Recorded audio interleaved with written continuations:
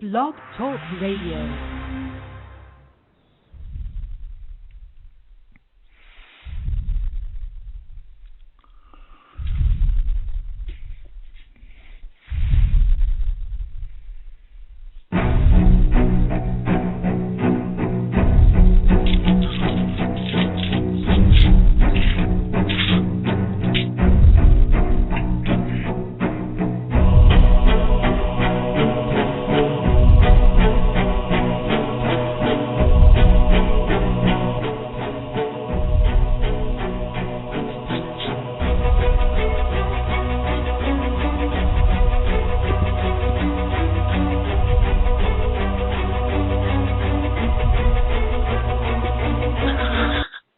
Welcome, living beneficiaries. This is your host, Rick Hidalgo, or better known as Eugene Richard of the House of Hidalgo. This is the House of Hidalgo show.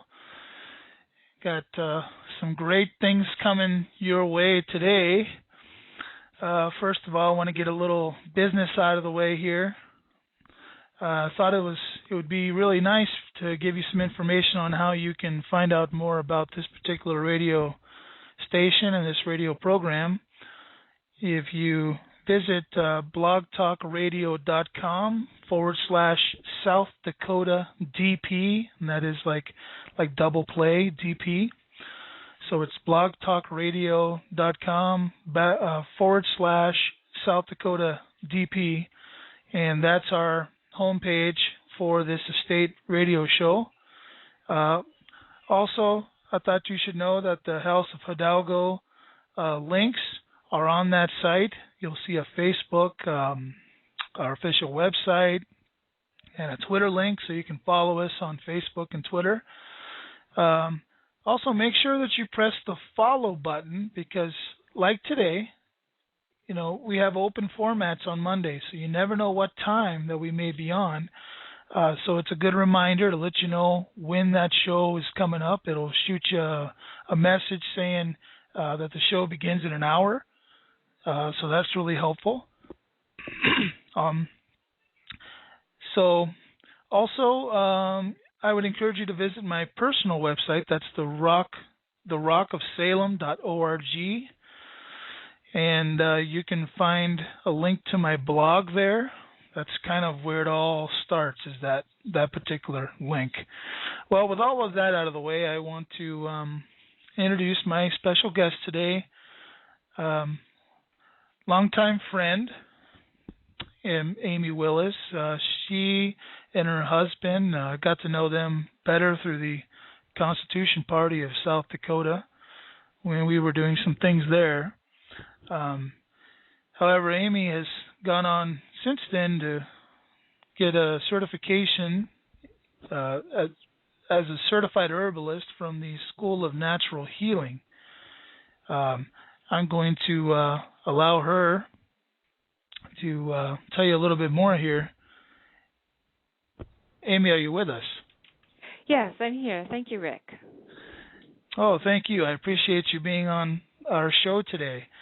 We got a lot of listeners who are real curious as to how herbs and natural healing can help them in their particular lifestyle walk as they learn to be living beneficiaries. So Amy, can you begin maybe by telling us the story of how you became involved in natural healing? What led you to study natural healing?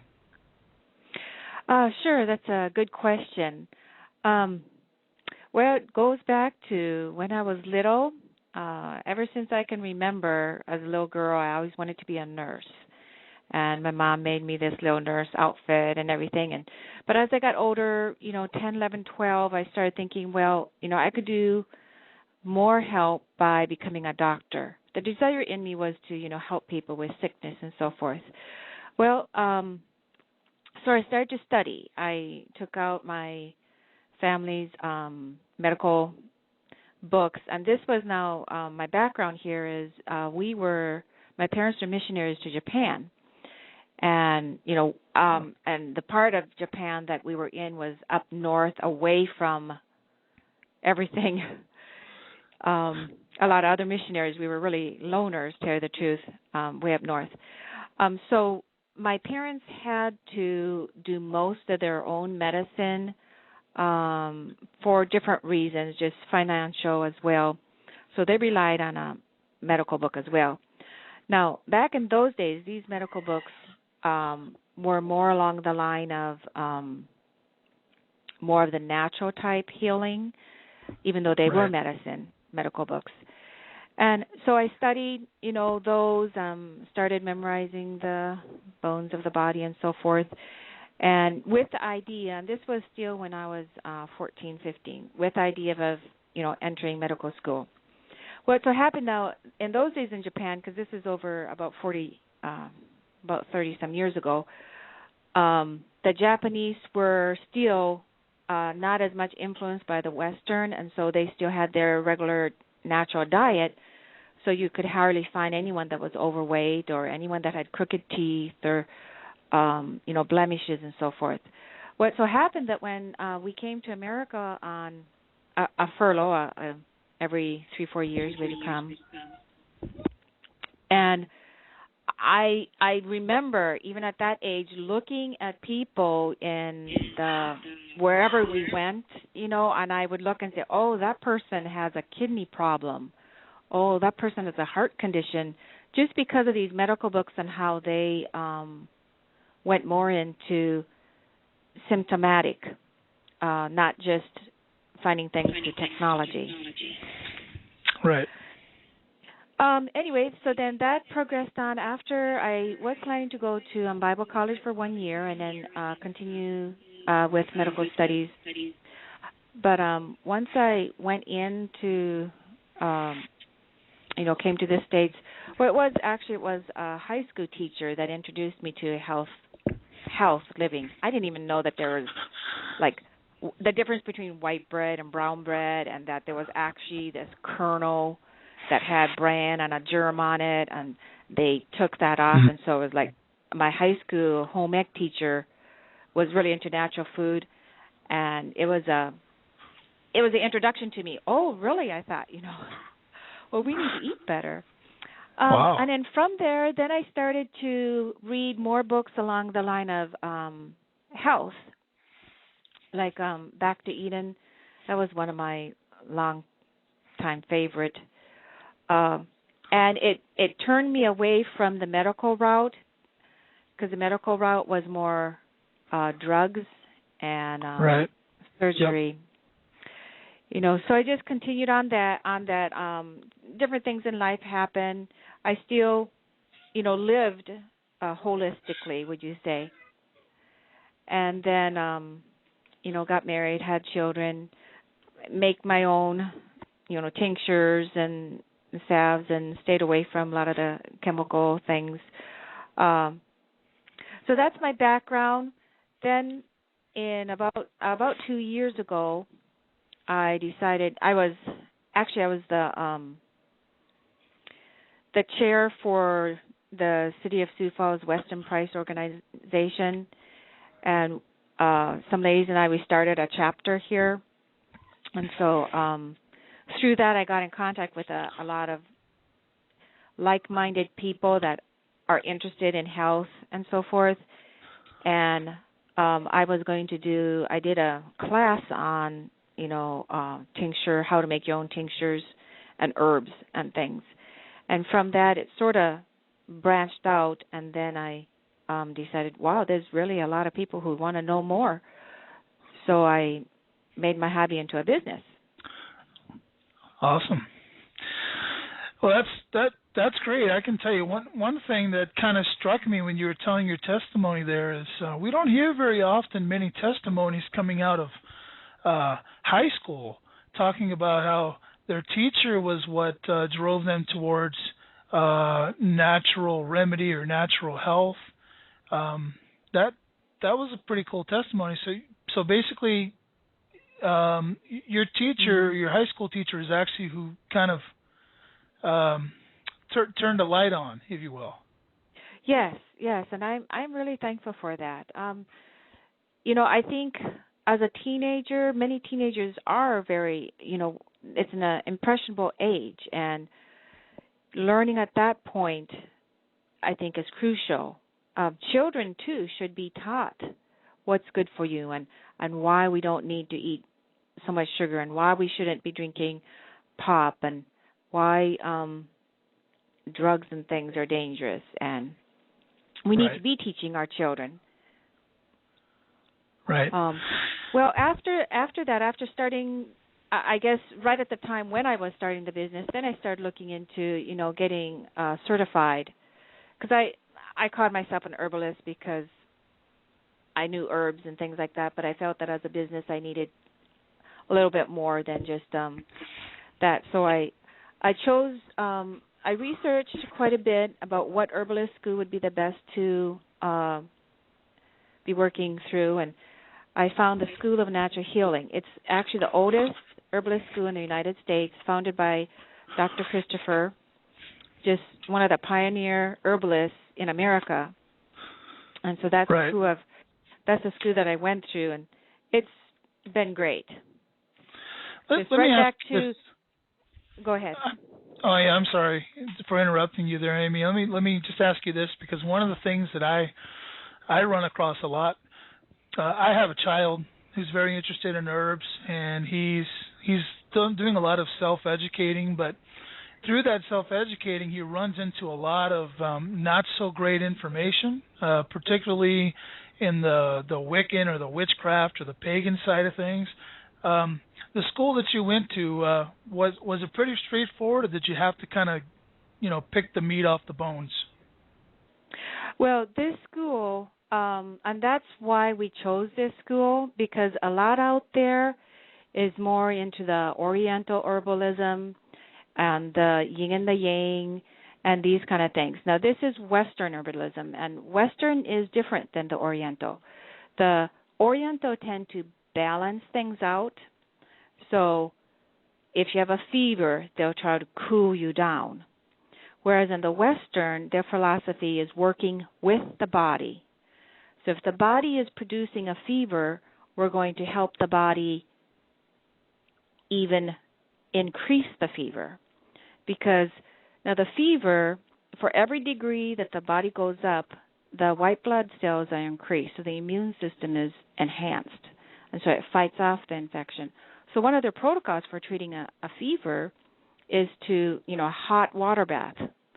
And I know there's different views, but I don't want to get into too much detail here, but the moist water heat, the moist fever is what is safe.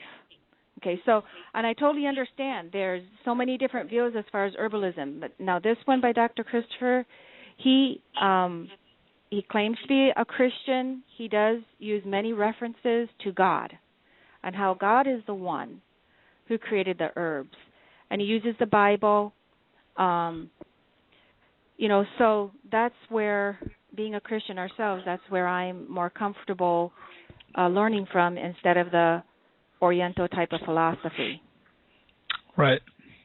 Sure, and I respect that completely, because I too, being a Christian, I that's what I look for as well. And I wanted to make this other comment as well. You mentioned earlier that one of the books that led you down this road of discovery was the book Back to Eden. Well, I was actually going to ask you. I was going to actually ask you about that book, because that's Jeffro Kloss, I believe. Right. That's a really important book in our family as well here at the House of Hidalgo, because my wife Ruth, in her studies, that's exactly the road that she went down as well. And I just wanted to ask this question.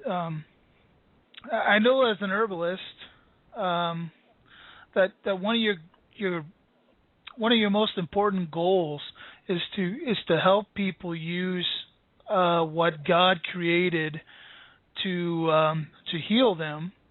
How can you personally assist people in doing just that, Amy? That's a good question. Well, that's a lot involved, because each person is an individual, and we can't treat everything the same. But every herb does have a certain way that it works. And so if a person has some indigestion, then we have a herb that helps with indigestion. And so forth, other cleansing herbs, health-building herbs. It's by knowing the herbs and their properties and what they work with, and that, I believe, is a key, is to know the herbs. Then when people come, you can help them in whatever area that they have if you have the knowledge of, a working knowledge of the herbs. And this is where Dr. Klaas's book comes in handy, because he gives a whole list of herbs that help with certain things. And he also gives, the properties of the herbs, about whether they're diaphoretic or astringent and so forth, so you actually know what these herbs are going to do. Does that answer your question? It does. Do you find that there's a lot of misinformation out there concerning herbs? Yes. And one of the key, or one of the top misinformations, as far as I believe, is that herbs aren't as strong or as modern medicine, and herbs don't work as fast. They're slow in working, and this is really not always true. Herbs, in fact, according to both Dr. Christopher Sr. and Dr. David Christopher Jr., there's no modern medicine out there that works as well as some herbs, especially the diuretic herbs.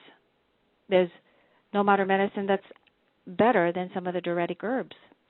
And then there's also the cayenne pepper and what it does for our circulation in quick acting. It will stop a nosebleed within 10 seconds.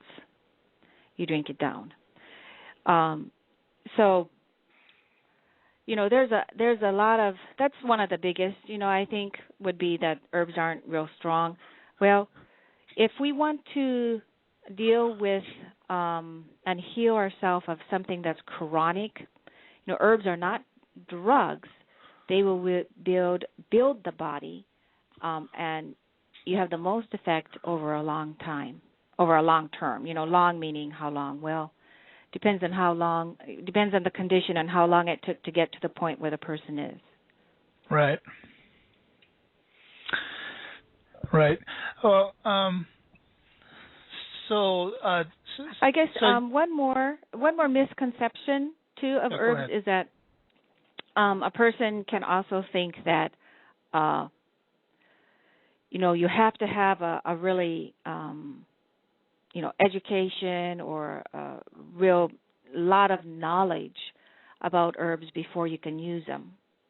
You have to have a degree or something like that. And that's not true. Anybody can start using herbs even at a young age. You can, mothers, it's good for mothers to know the herbs in their backyard so they can use it when necessary. You don't have to have a degree. You don't have to be highly educated. You don't have to know all the properties of herbs. It used to be, even in the United States, that many people, the grandparents, they used herbs for different things. And even now, I talk to different people, and they say, oh, yeah, my mom, she would go and get the plantain or, red clover blossoms, and she used it for this or that. So. Right. Yeah, I totally agree with you there. As I go back in my memory, I remember, my grandparents and my parents using herbs in all kinds of ways for natural healing. One of the things that, going back to the misconceptions, one of the things that I find repugnant, is all these articles that come out all the time on the national media or on the online, the main online news sources, where somebody misused an herb, or else they blame someone's death on a misusing of an herb, so on and so forth. Can you talk a little bit about that Can you misuse an herb, Amy? Yes, most definitely. You can misuse an herb. You have to be careful. Now, how bad will the reaction be? That's the issue. There's, in my knowledge, I don't know of any that I've heard of that have died from the misuse of an herb. I don't know of any. That doesn't mean that there aren't any. Usually the most common problem that happens is either you get diarrhea or you start throwing up, or you get both by the misuse of an herb. Whereas the misuse of a drug, is a lot of times it's death. There are many, thousands of people that die from drugs every year. Right. We have to realize that.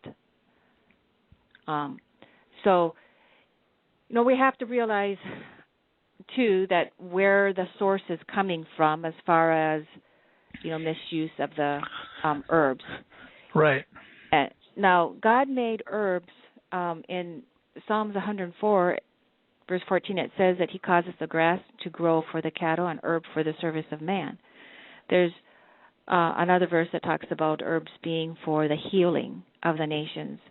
Right. God created herbs, and I feel that herbs are better suited for our medicinal needs than drugs. It's sort of like, which is better, food or vitamins? Well, food, we should get our nutrition from food, not from vitamins, especially, man-made type vitamins. So, you're going to have better results from the herbs than from the drugs. Sometimes a person may have quicker results from drugs, but it doesn't mean it's better. I see people who have had, terrible things because of the results of drugs. Right. Drugs, we need to be much more concerned about the results of drugs. Right. And what the drugs are going to do. Like, let's say, for one, let's take the drug for the thyroid. Synthroid is a common one that's used. But any drug for the thyroid, what is its purpose? The purpose of that drug is, in reality, to kill the thyroid, basically. It doesn't necessarily kill the thyroid. What it does is, that's what actually happens eventually. It will start producing the hormone, the thyroid hormone, and so the thyroid will then start not producing it, and it will eventually just shrivel up. So that's not what you want your body to do. You want your body to work. You don't want drugs to take the place of the body. If the thyroid isn't working properly in producing the thyroid hormone, then you want to deal with why and try to get that thyroid so that it is working well. Now, along the line that you asked earlier about helping people, how do you help people, and that it's the knowledge of the herbs that helps, but then also I do muscle testing, which I know has become quite popular nowadays, but it helps to identify what areas of the body is weak. So I would check when I have a consultation, muscle testing, I would check the adrenal, the thyroid, food sensitivities, the heart, the liver, the stomach, intestine, kidney, bladder. I'll check all of those to see if they're working well, if they're strong.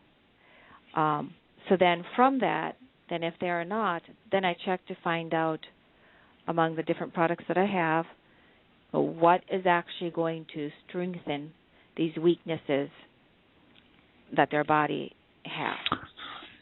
Right. So Amy, do you work with particular products, or do you have a long list of things that are available in the event that someone needs this or that?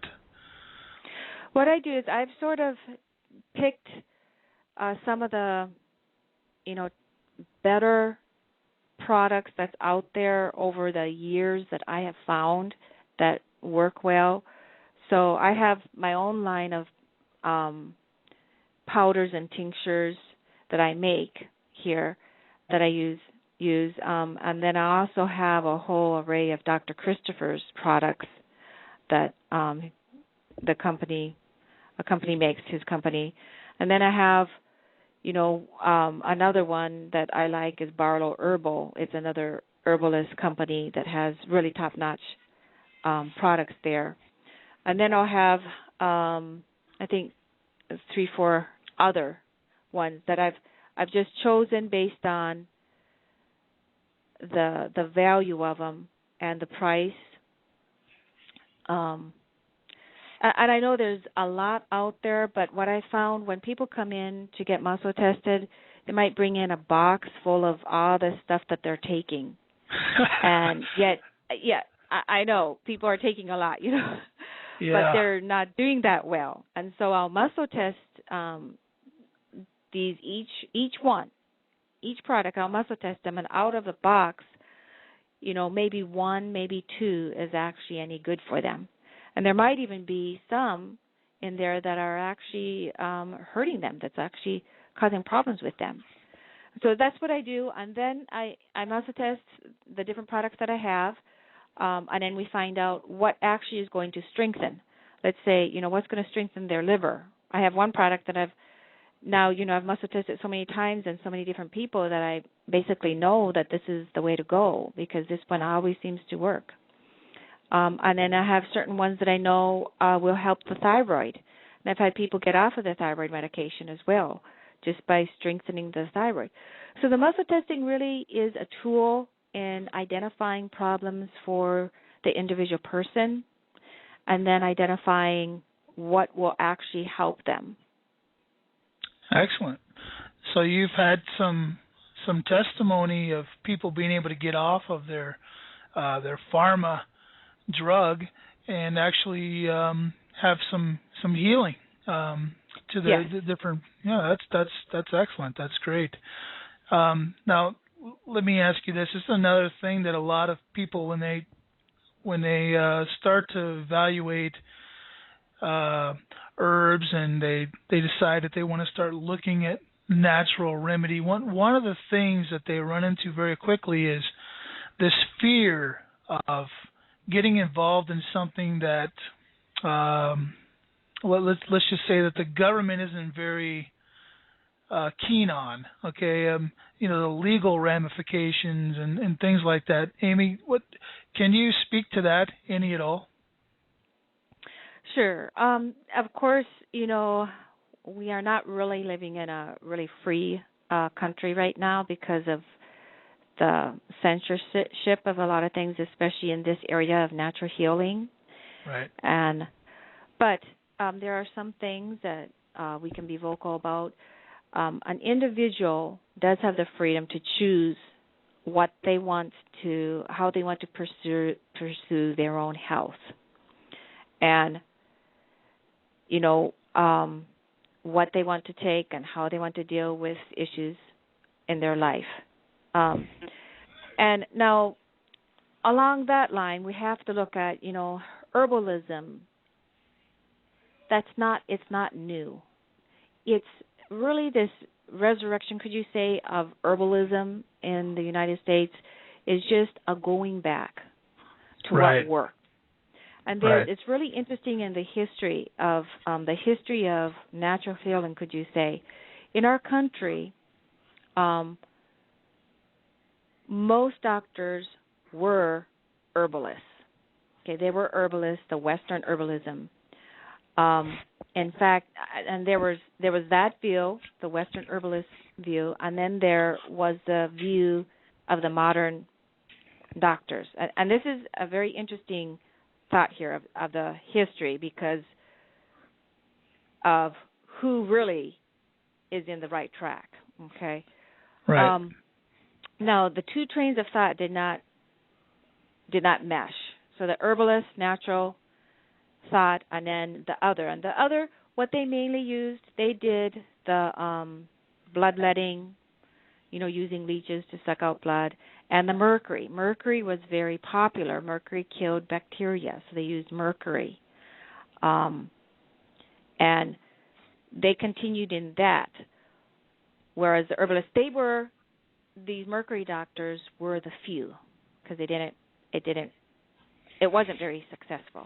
Okay, and the other ones, the main doctors were the herbalists. Well, it so happened that these mercury doctors, they were, mercury is called, and they use mercury under other mineral type things. It's called the quicksilver, and the quicksilver turned into the word quack. And so the quacks, in those days, the quacks were the modern doctors. Those are, historically, those are the quacks. So we need to think, we need to go back to where we actually were. And that's where I see people tending to, and the quacks, modern medicine, hasn't been around that long compared to the herbalists. Right. They haven't been around nearly, not even a half as long. It's mainly in the 1900s, late 1800s. And I believe that it's because people for a time allowed and listened to and allowed the quacks to really get into control, thinking that and believing what they had to say. But now at this time, people have seen the result. We've seen the result of these 60, 70, 80, 90 years of these modern medicine and what it actually produces. Produces more disease and more problems. And so that's why people are tending to go back to the herbalist view, the natural view, the building the body view, instead of destroying. And I totally agree with you. I could actually editorialize here for just a moment on that. If you look at history, all the way up to the Civil War, everything in every movement was based on nature and based on God, based on godly principle. You look at anything that happened after the acts that, the Reconstruction Acts after the Civil War, when we started moving into a commerce-based society, suddenly it didn't pay for people to get healed. They needed, in order to keep that commerce chain rolling and keeping that money, lubing that printing press, you had to create an environment where people were in constant need to consume. And how can you get people to consume when they're healed? They no longer need the medicine. They no longer need that miracle pill. So they just stop taking it, and their dollars go elsewhere. So I think, to go along with what you just said, historically speaking, once we entered into this age of commerce, we were almost doomed from the beginning to reach the level of disaster that we are today. Mm-hmm. You look back in Dr. Christopher's day and Dr. Jethro Kloss's day, the herbalists, that talk about their experience. They were readily and freely practicing herbalist medicine and seeing people healed. Where they had the freedom to do that. They were able to have a sanitarium, have a hospital type setting, whereas now we don't. We aren't able to do that. So we did have that freedom before. We need to really go back to that and allow people to freely practice holistic health, holistic healing, herbalism. And people need to have the freedom to choose that option. Yeah, amen to that. I think, and I do believe, I like to see the glass half full, so I do believe that America is waking up and that we are moving towards reinventing ourselves. Well, not so much reinventing, but going back to original intent. That's what this show is all about, is going back to original intent. And Amy, real quick, I'm going to I'm going to do, as they say in the radio show business, I'm going to pay the bills. I got a 30-second little spot I got to run here, and then I'll be right back. Okay, sounds good. Do you remember the series of the 70s and 80s? You know, the Dukes of Hazzard, I Dream of Jeannie, Mork and Mindy, Hogan's Heroes, the list goes on and on and on. Of course you do. Why? Because they were family-friendly shows. What's the one place you can go on the internet to find them? www.retroshowsarbetter.com. Go by my Ace store and get yourself some popcorn and a movie and meet me there. All right, I'm on here with, this is the Estate, the House of Hidalgo show. I am on the line with Amy Willis. Amy Willis is a practicing herbalist. She's certified through the, I got to go back to my notes, Natural School of Healing, School of Natural Healing. And we've been talking a lot about herbs and the practice of herbs, and I think, Amy, I'd like to ask you this question: what do you deal a lot with minerals in your capacity as an herbalist? Yes and no. We do have, every food item, including herbs, have their own source of minerals, and there's a lot of different thoughts there, the colloidal minerals, and even, colloidal silver and things like that. As a herbalist, and having studied different views, I like to look at things as using it really right from what God has made.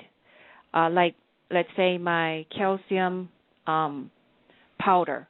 I have a calcium powder, which is just the herbs.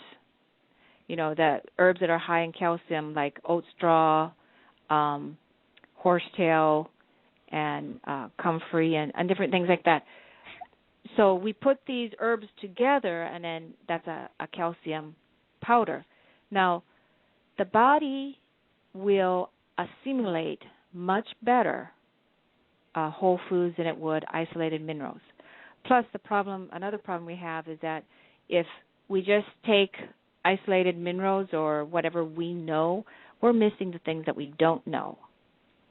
Right. Because there's probably minerals and vitamins that we don't know about. Now, Dr. Christopher has this one herb mix called Vital Herbs, which is like his vitamin powder or vitamin, multivitamin.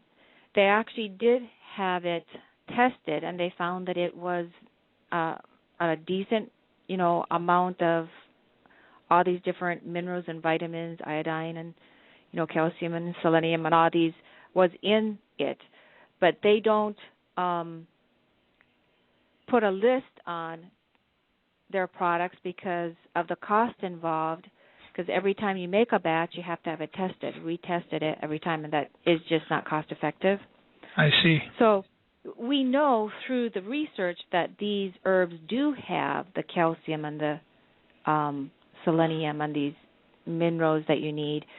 It's just varied, because even in one harvest, depending on the soil and the rain and so forth, the plants are not going to all be the same, have the same content. Right. Does that answer your question? I don't carry just straight minerals. Yes, that I do totally. whole herb.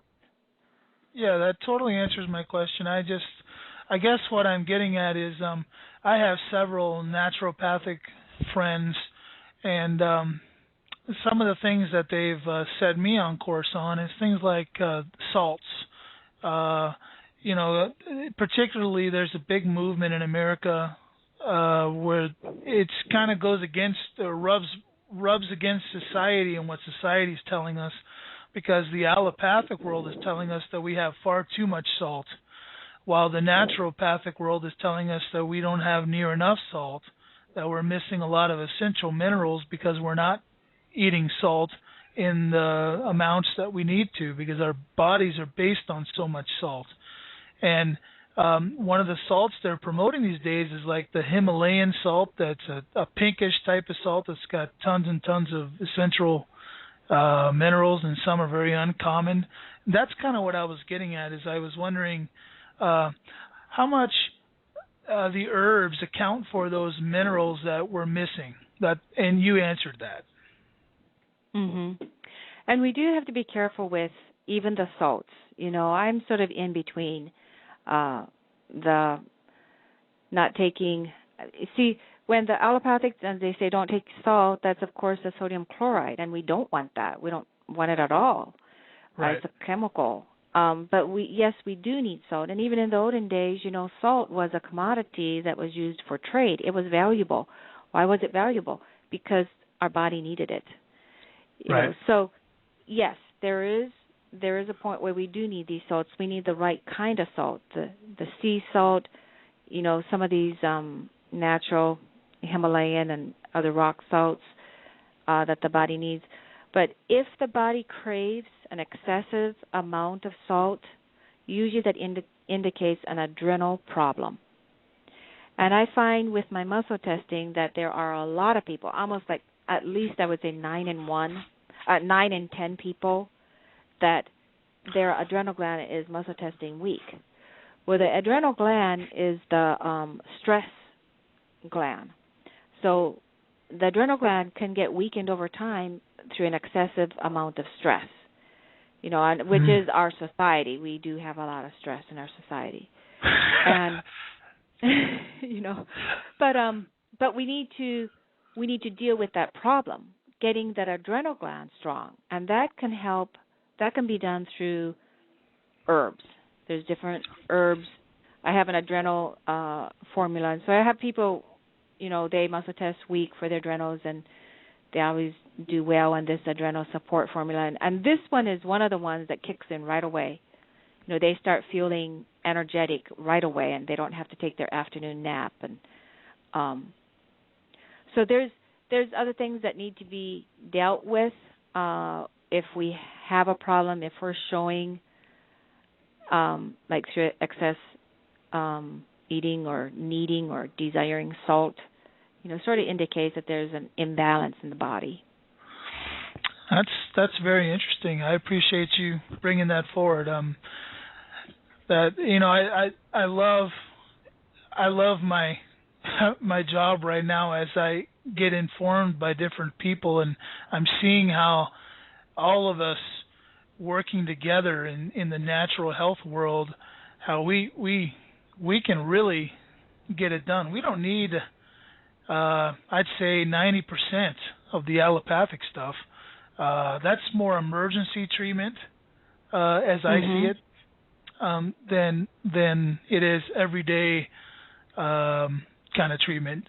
Are you in agreement with me on that? Yes, definitely. There's a time and a place for the allopathic doctors, and if I was in an accident or my children got, they fell off somewhere or broke their arm or needed some stitching up or something, yes, there'd be a time and a place for things like that.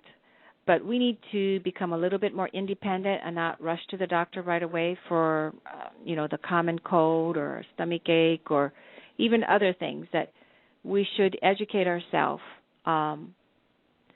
so that we can deal with the issues that come our way.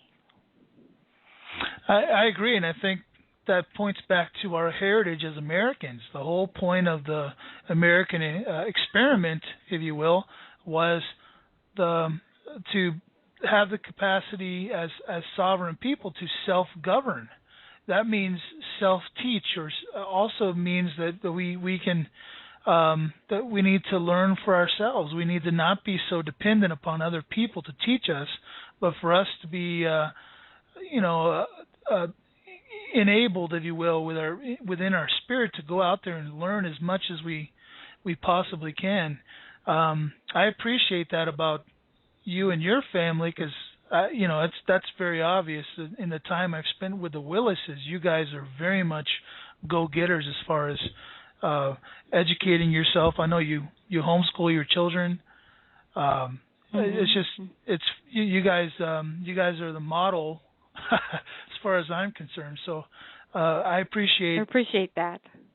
I appreciate all that you guys do um, to be a light in this world of that's getting darker and darker all the time. Now, going back to the discussion that we're having on herbs, uh, how do you have you had people come to you with specific problems where they've been taking, say, a blood pressure pill or something for an elongated amount of time? Have you been able to work with those kind of people and help them wean off of those kind of medications? Well, a lot of it depends on the person themselves. Now, Dr. Christopher has a saying that says, there are no incurable diseases, only incurable people. And, he found that to be very true, that when a person is willing, then something can be done. If a person is not willing to change, then it doesn't matter who or what nothing can really be done. So a lot depends on the person, and I've seen both. So I've seen people that they come and they won't do anything. And then there's others that they'll do some, and then there's those that are just gung ho and they go all the way, and it's like, wow, that's great. So now let's say like blood pressure. Blood pressure is the issue that it takes more than, there's chronic and acute, and blood pressure is a chronic condition, so it happens over a long term, and you got to really be careful with blood pressure because, people don't fully understand what blood pressure is, when you take high blood pressure medication, what it's actually doing to the body, because Right. they don't understand the physiology of the body and why they're actually having high blood pressure. High blood pressure is a circulation problem. What happens is somewhere in the body, they're not getting enough blood. Okay, and so that part of the body is sending a signal to the brain, give me more blood. I need more blood over here. It could be the kidneys, it could be the liver, who knows, it could be the brain. And so that signal goes to the brain, and then the brain sends a signal to the heart saying, you better start pumping harder, we need more blood over here. So then the blood pressure increases as the heart starts pumping harder. Okay, the issue is the circulation. Well, what the blood pressure medication does is it'll go in and it will cut off the signal from the brain to the heart. Because it cuts off that signal, and no longer the brain doesn't get the message to pump more blood over to that area that needs the blood. And so then the blood pressure goes down. Where the area is still, the problem is not resolved because the area is still not getting the blood. So that area sends stronger signals to the brain to pump blood over there. And so the brain starts sending stronger signals to the heart. And now the three things that can happen when we start taking blood pressure medication is, number one, higher blood pressure. That's exactly what happens. 2, heart attacks. 3, strokes. These all can happen from taking blood pressure medication. So, here you have a person and they're on high blood pressure medication. You cannot stop the medication immediately, because if you stop that from the signal from the brain to the heart of pump more, and you stop it, then all of a sudden that blockage is not there, and the heart gets the signal, this huge signal to pump, then you could end up having a stroke or a heart attack because it just starts pumping more. So we have to know what is causing the problem, the circulation, and what this drug is doing, you can't, and myself as a herbalist, I cannot tell people to get off of their medication. That's something that they have to decide on their own. I explain things to them so they understand what's going on and, what's going on with their body and why it's having high blood pressure. Now, just a tip here for the hearers, but the main thing that you need to do is increase the circulation, and that can be done with cayenne pepper, just hot red pepper, on a regular basis. The other thing that needs to be done is to clean out those blood vessels, which can be done with garlic. And then there's other herbs like the blood cleansing herbs that can help clean out the blood vessels. Right. So those are the main things that you do for that. And you have to work with your doctor to get off the medication. Right. And that kind of leads me to the next concept here. When you're in the allopathic world, you're tied into a huge network where you can get information about patients, at just a click of a button. You don't have that advantage. So you as an herbalist, you have to, I suppose you're having to trust the information that the person is giving you as being realistic. Have you had cause for concern in that area? Well, a lot of times the muscle testing sort of helps with that because they're not really in control when I muscle test. I can muscle test and find out, what's weak. Muscle testing doesn't tell me what's wrong. It just tells me what area, what organ is weak. And the individuals too, they don't, most of the time when they come here, they want to find out what's wrong and what's going on. I also have a questionnaire that sort of helps eliminate, helps, identify what the major problems are. And then, Excellent. It's through working with the individuals, more than once. We need to work together and being open to find out what can really help. That's great. I appreciate that answer. Now, Amy, with this last 7.5 minutes that we have on this program, boy, that just kind of flew by. Yes, it did. I wanted to go over. You put out a newsletter that I receive and my wife receives, and it's a beautiful newsletter. And you have all kinds of information on there, and you talk about the different products and the sales that you have going on products, and I want you in a moment here to give out whatever information you need to get people to subscribe to that newsletter. But I noticed on your newsletter you talk about having walks in the community so you can point out the indigenous plants that grow there. Can you talk a little bit about that? I think that's cool. Yes, I'm glad you brought that up because I try in my newsletter to help educate people to different aspects. Like I had one series on what is a vitalist and ways in which we can have our health and maintain our health. And then different topics like we talked about candida and simple home tests that a person can do for candida. So I try to give out good information for people that can help them. But our newest thing, well, I guess you could call it the newest, but I'm going to have a herb walk. I'm going to just go to a place in town in Sioux Falls, and I'm going to identify different herbs and that herb walk because there's herbs all around us. We just don't realize it. And I want people to learn that, hey, this isn't just a weed. This is a valuable herb that we can actually use. So I'll be pointing out different plants, different herbs, and then talking about, the value of it, how you can use it, what it's good for, and answering questions and so forth. Right now, the date for that, I believe, is June 15th, a Saturday.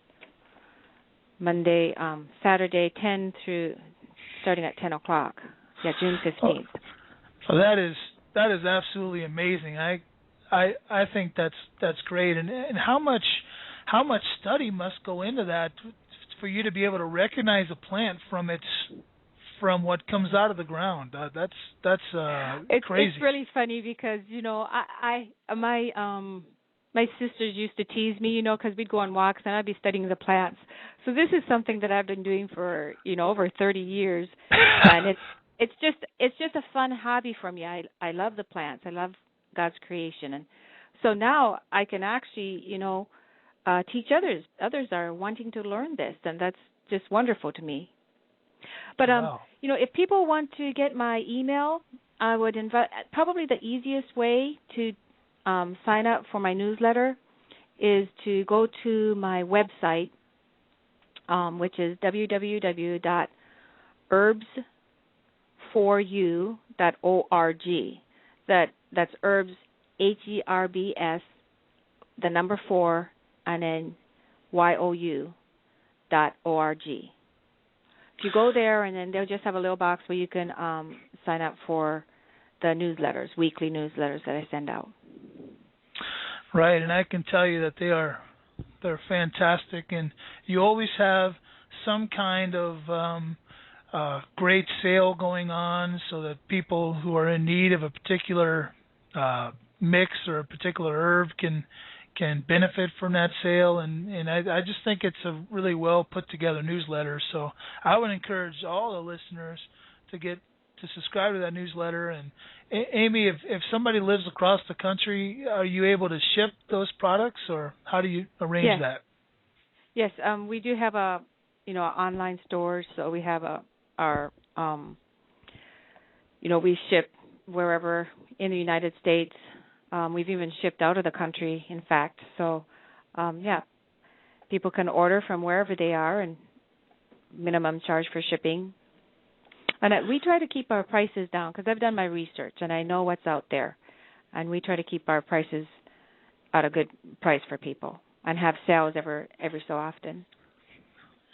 That's great. Now I also know, because I have experience in this area, you've come here to Salem, where I live, and you've done a workshop. Is that something that you still do? Are you willing to go to, say, other parts of South Dakota, or what's the furthest most point that you could do a workshop? Well, I'm glad you brought that up. Yes, I do. Call them. We can call them workshops, home parties, where I go to people's homes and or other office buildings and teach a class. I've got several different types of classes, like how to make your own tinctures, and then just herbs in general, and herbs for tea, and making salves and so forth. And they can just contact me through my website, and we can set up a time. I probably don't want to go too much farther than like an hour away, but it all depends on if there's going to be enough people there. I like to ask for at least a minimum of 5 people if it's out of town, or even in town or out of town. But if it gets a little bit farther away, then I like to, make sure that there's, maybe like close to 10 people there, so it would be a worthwhile trip. Sure, that's great. Do you have any? And maybe I'm going too far when I ask this question, but do you have any videos or any kind of recordings of your workshops or parties that you do, so that someone might be able to see or watch or participate in? I don't at this point. Eventually I want to have some YouTubes that people can go to my website and watch. So that's probably in the future. Okay. Well, that's excellent. We're just now at 1 minute left in the program, so I just want to make it very clear that I'm thankful for your participation today. Thank you for coming on the program. Do you have any final words that you'd like to say to the listeners?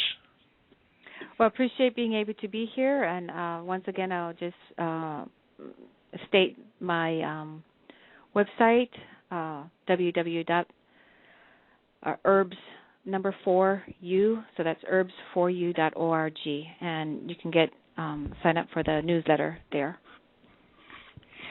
Excellent. And thank you very much for being on here, Amy. I appreciate all that you do. You're going to hear a little music in the background. Uh, for those of you who listened, those of you who are listening to the archive, I do appreciate you stopping by. Thank you for being a part of the show, and God bless all. See you next time. Thank you.